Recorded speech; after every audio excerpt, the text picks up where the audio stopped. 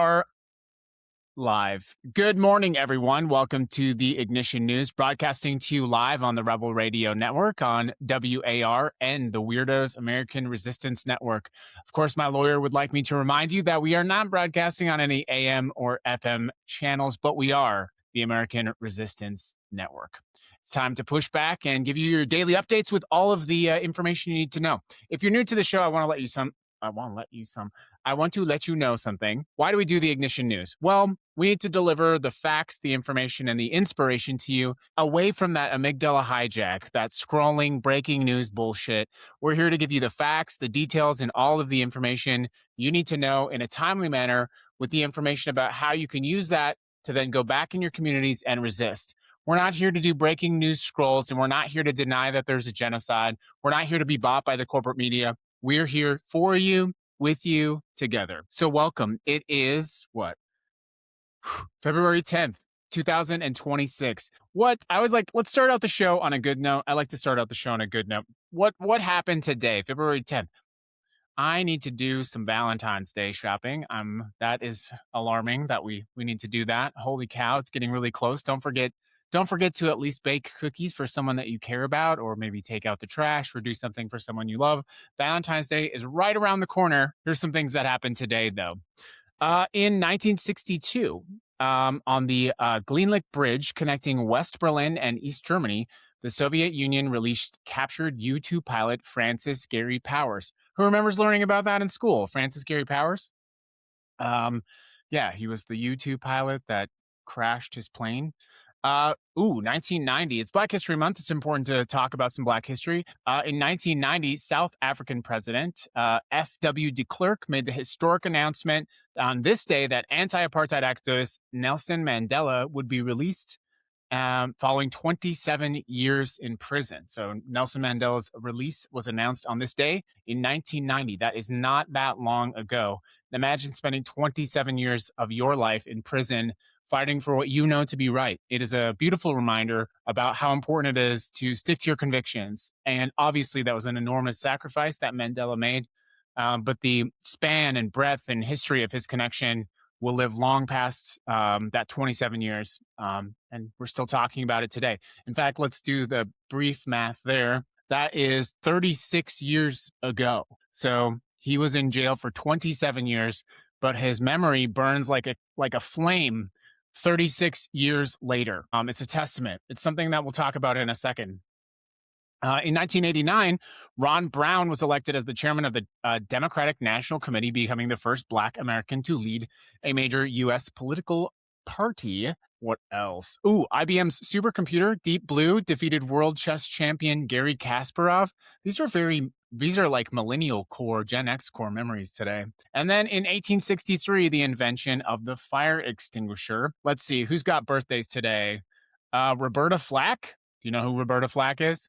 Killing me softly with his song. That's Roberta Flack. Mark Spitz, also born, the Olympic swimmer, who won 7 gold medals.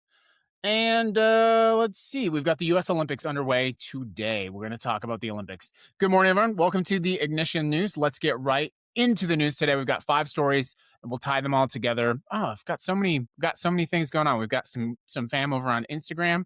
Hey, over on TikTok, please do take a moment. I'm going to take a brief pause. Go ahead and find us on your favorite podcast platform, Spotify, Apple Podcast, YouTube, Substack. I'll wait, don't worry. And then go get your daily downloads of the best news. Let's get into it. So speaking of the Olympics, first story, another good news story.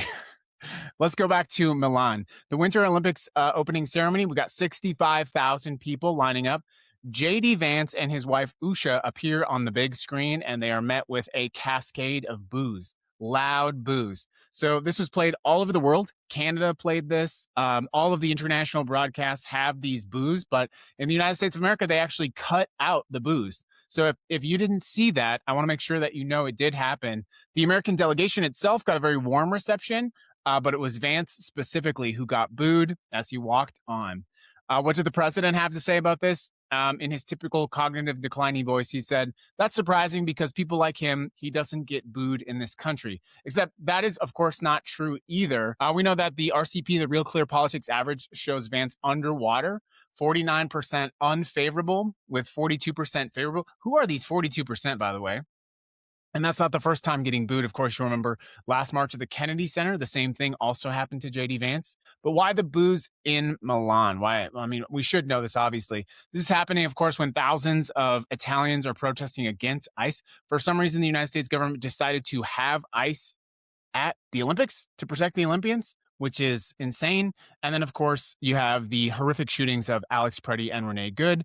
These are fresh in the memories of the global community, and people are not forgetting. Of course, you'll also remember Vance gave a speech at the Munich Security Conference last year when he told European nations their gravest danger was not Russia or China, but their own governments.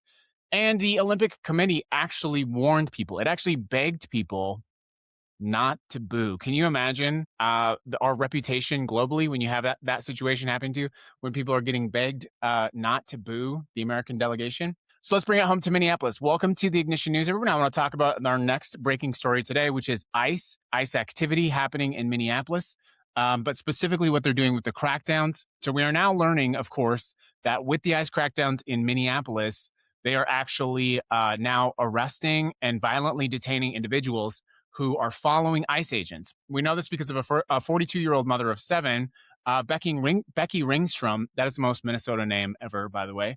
Becky Ringstrom was following ICE agents around in her gray Kia on January 29th. She watched them for about an hour in her neighborhood. And then basically what happened is they got out of the car and they said, "This is your final warning." So basically said, "Stop following us." Then she started going home. And then all of a sudden, unmarked vehicles approach her car. She gets arrested. She gets taken to Whipple. She gets arrested and federally charged for, quote, obstructing law enforcement. You also have Brandon Seguza and Patty O'Keefe, who are also following ICE vehicles. Agents fired pepper spray into their car and smashed their windows.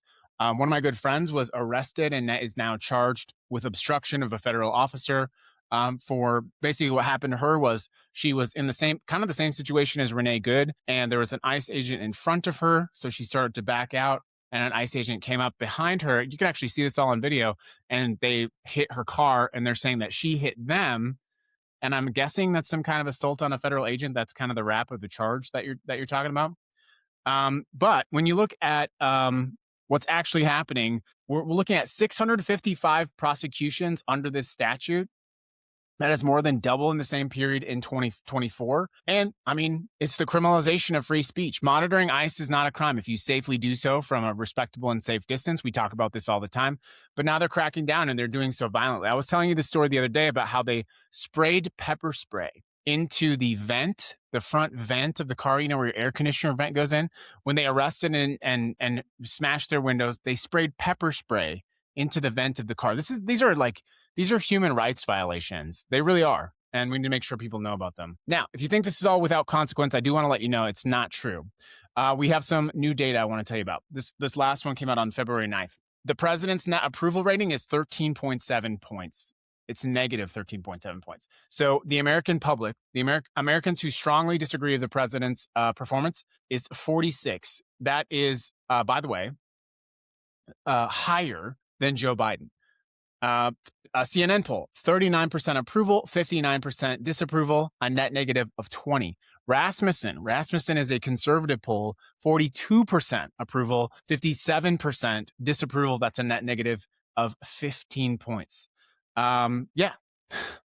So with all of this chaos, it's easy to start to understand why are they behaving this way? Why are they acting so violently? Why are they so blatantly ignoring the will and the desires of the American people? And it's simple, because they don't know how to govern. They don't know how to perform the duties of governance. And so they have to use the brutal powers of the state to try to shove their agenda while they still can. Of course, we're rapidly approaching the midterm elections. And whatever anyone tells you about what the president can or cannot do in the midterm elections, let me just be very clear with you. The last 12 and 15 years of our life with this man, this president, this candidate, have been a series of cascades of people telling us what he could not do. Whether that was from the Podesta emails when Hillary Clinton's campaign actively promoted Donald Trump to be the president because they thought he could never win. They thought he would be the best candidate to go up against because it would be so easy to win against him. Or whether that was the election in 2016 when every major news outlet was constantly telling us, this is the last thing. This is it. The Access Hollywood tape where everyone said, this is the end of his campaign. It's all over. Everything's done. I remember driving to work on election day in 2016. I remember listening to these bored CNN anchors who were saying, oh, it's impossible. It's a mathematical impossibility for Donald Trump to become the president.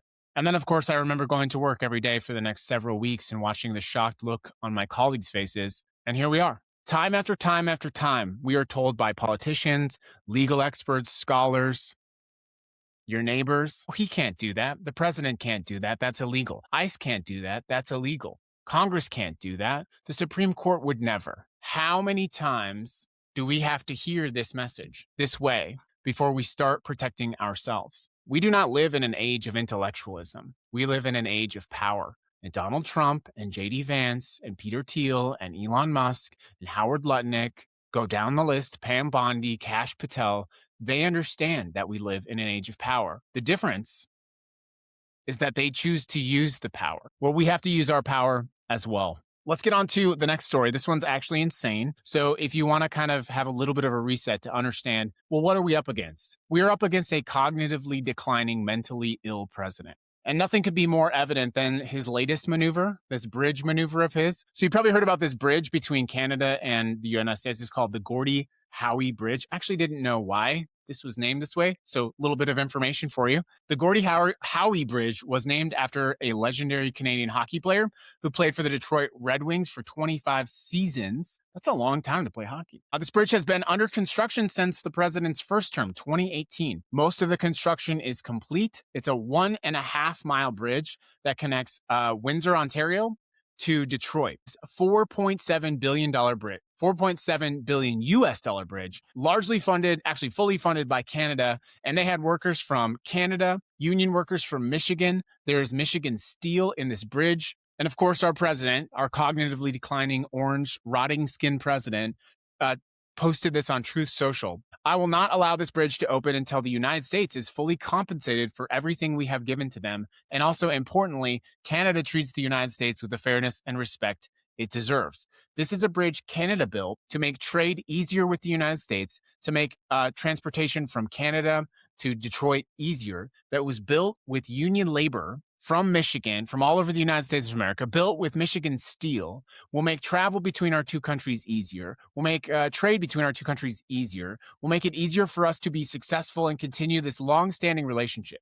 And yet, this cognitively declining president has to take every opportunity he can to shit on everything. I'm sure he wants it to be named after him now. Like, that would probably make him happy. Yet another building with his face draped across it, or a bridge with his name on it. But it doesn't really take account of all of the tremendous damage that this is causing.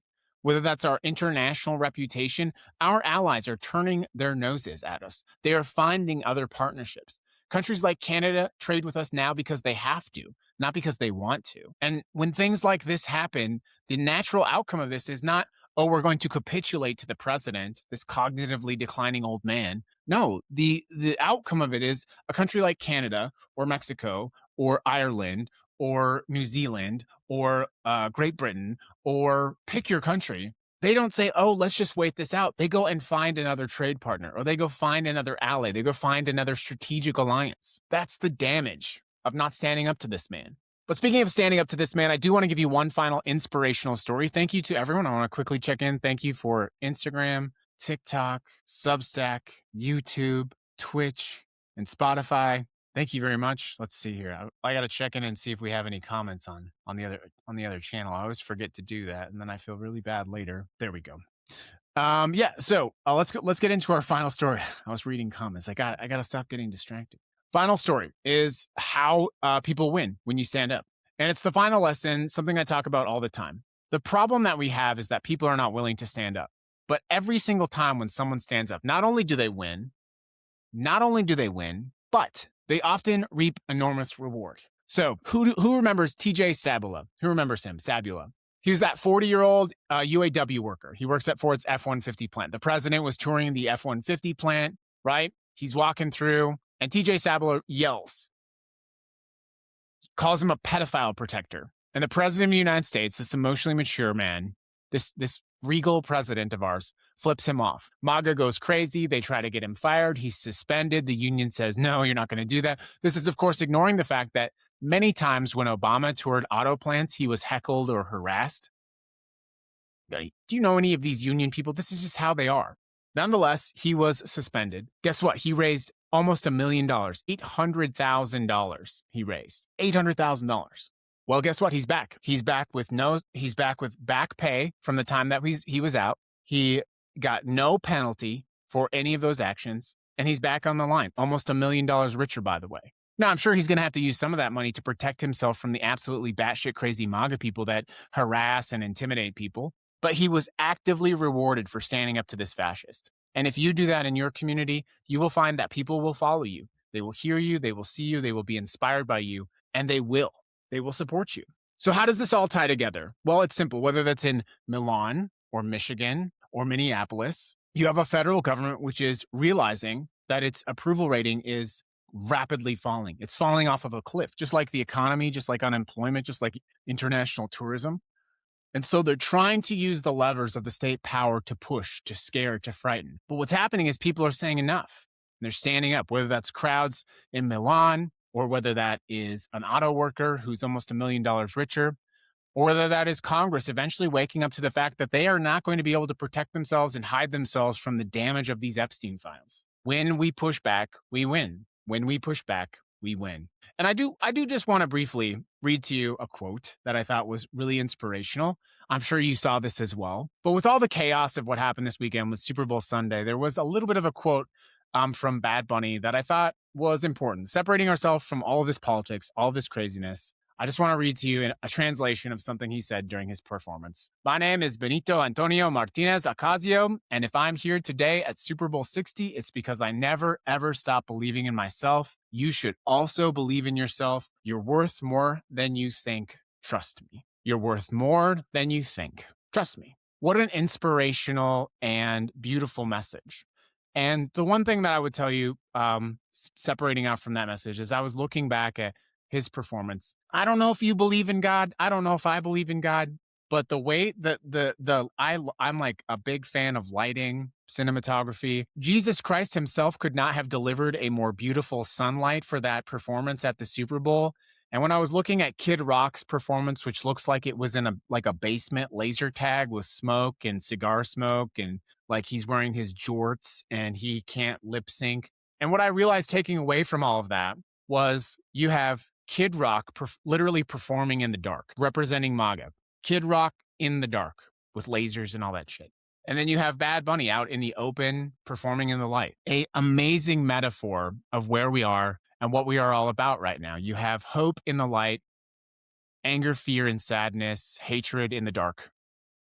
And the contrast could not be more clear. The hypocrisy of these people could not be more clear. It is an amazing, amazing contrast, and something that I think we are best not to forget. You're worth more than you think. Trust me. That is the Ignition News, everybody, for today, February 10th, 2026. It's going to be an interesting week, yes. We have to have hope. We have to have strength. And we have to come back every day, ready to resistance. Ready to resist. I appreciate you. That's the show, everybody. There we